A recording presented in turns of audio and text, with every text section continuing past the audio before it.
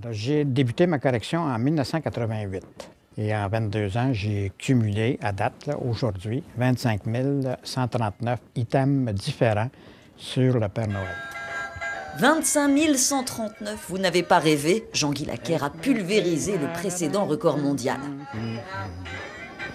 De quoi faire danser de joie un collectionneur dans l'âme. Je me limite quand même, là. Je me surprends même quand je vais dans les magasins de ne pas acheter. Parce que physiquement, pour les figurines, je n'ai plus de place. Au fil des ans, il a amassé une collection impressionnante qu'il met un mois chaque année à sortir des placards. Elle a débordé dans toute la maison. On trouve des Pères Noël jusque dans les toilettes. Oh, il n'y a pas tellement de grosses folies là-dedans. Ce sont toutes de petites folies qui, en s'accumulant, ça devient une grosse folie.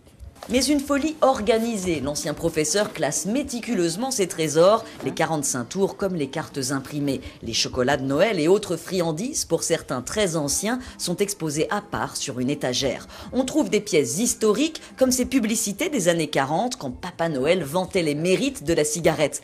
D'autres séries sont plus surprenantes. Il existe plus de 1300 serviettes de table à l'effigie du Père Noël. Si on cherche, par exemple, serviettes de papier sur Internet, sur Google, disons, vous allez avoir une liste presque infinie de collectionneuses de serviettes.